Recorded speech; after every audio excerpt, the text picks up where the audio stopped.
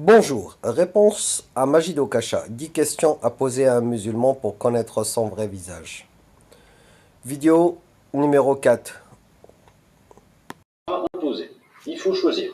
Question numéro 2. Alors cette question est surtout à poser à des musulmans devant d'autres musulmans. Voilà, pas tout seul. Parce que seul, il pourrait plus facilement mentir. Donc dites-leur la chose suivante. Dites-leur, imagine que tu as un enfant qui se comportera de façon impeccable durant toute sa vie. Voilà, il ne commettra aucun crime, il sera toujours honnête, bienveillant, gentil.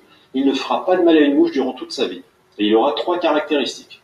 Il sera végétarien, il ne boira pas une goutte d'alcool et il ne sera jamais violent. Par contre, malgré l'éducation religieuse que tu lui donneras, il ne croira pas en Allah. Voilà, pas en le Dieu en lequel toi tu crois, ni en la divinité du Coran d'ailleurs. Mais sinon, ce sera l'individu que je t'ai décrit, totalement honnête, bon et bienveillant.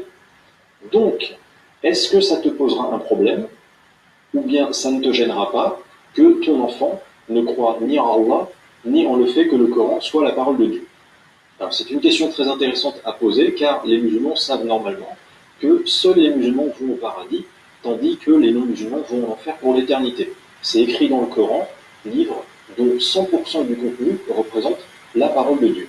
Et ces musulmans savent donc que pour Allah, la liberté de ne pas croire en Dieu est une action criminelle, puisqu'elle expose aux flammes de l'enfer éternel. Alors que pour le monde occidental, un crime, ce n'est pas avoir une mauvaise pensée ou une foi religieuse différente, mais c'est une action concrète sur autrui, comme par exemple tuer, violer ou voler. Voilà. En tout cas, ils n'oseront pas dire, notamment devant leurs co-religionnaires musulmans, que la liberté de ne pas croire en Dieu de leur propre enfant ne sera pas un problème pour eux. Car ils savent que dans l'islam, la liberté de ne pas croire en Dieu, voire la négation de Dieu comme l'athéisme par exemple, c'est un péché. Cette intolérance démontrera leur vrai visage. Ils vous côtoient au quotidien au boulot, mais ils savent dans le même temps que vous, les mécréants, vous irez en enfer à cause de vos convictions illicites. Question. J'avoue que tu détiens le record des conneries et d'âneries dites en une seule question. Faut pas poser la question à un musulman seul parce que seul, il pourrait plus facilement mentir. On comprend quel genre de musulman tu étais jusqu'à l'âge de 19 ans. Seuls les musulmans vont au paradis. Mais tu es vraiment un ignorant. Est-ce que tu as lu, où est-ce que tu as lu ça dans le Coran? Voici ce que dit le Coran.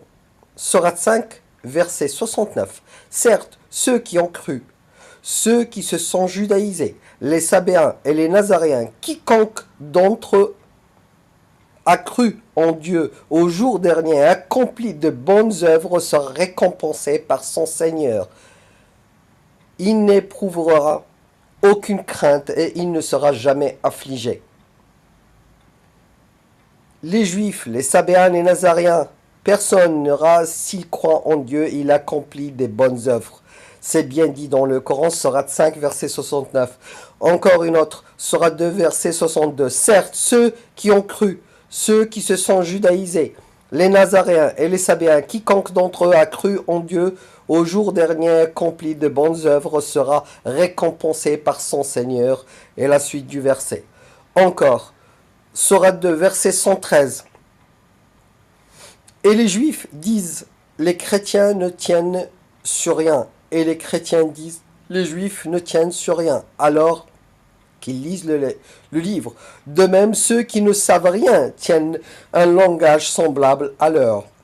Eh bien, Dieu jugera sur ce quoi ils s'opposent au jour de la résurrection. Et ce verset, il nous montre qu'en quoi, quand certains chrétiens ou certains juifs disaient que les juifs disaient que les chrétiens ne tiennent sur rien, les chrétiens disent que les juifs ne tiennent sur rien, et d'autres aussi musulmans disaient que que les juifs ni les chrétiens ne tiennent sur du solide. Et c'est le verset qui nous montre que c'est Dieu qui décide qui ira en enfer et qui ira au paradis. La liberté de foi est une action criminelle. Est-ce que tu réfléchis au moins avant de parler? Tu confonds encore une loi terrestre avec une loi religieuse.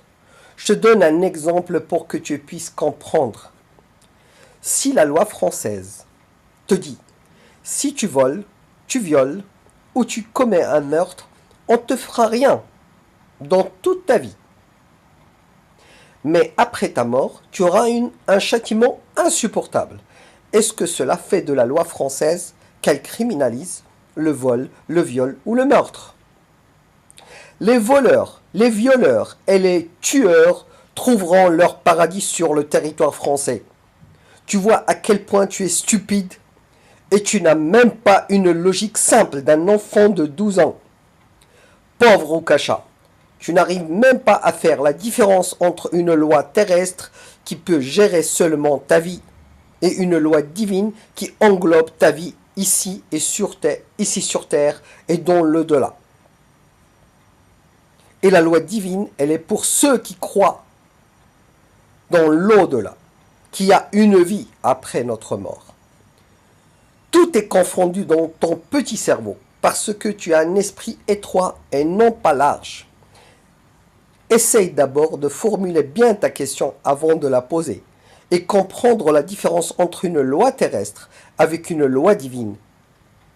Maintenant, pour un père qui ne croit pas en l'au-delà, que pour lui, il y a une seule vie ici, il n'y en aura pas d'autre, évidemment qu'il sera ravi de son fils puisque son fils ne craint rien plus tard. Mais pour un père qui croit en l'au-delà, qui croit à une vie après la mort, une vie éternelle, avec des récompenses et des punitions, naturellement, si il aime son fils, il voudra lui éviter la punition pour atteindre la récompense. Plus je regarde tes vidéos, plus je vois à quel point tu peux être stupide. Einstein avait raison. L'univers et la stupidité humaine n'ont pas de limite. Toi, tu fais partie de ce genre d'être humain que leur stupidité n'a pas de limite. Merci de partager cette vidéo.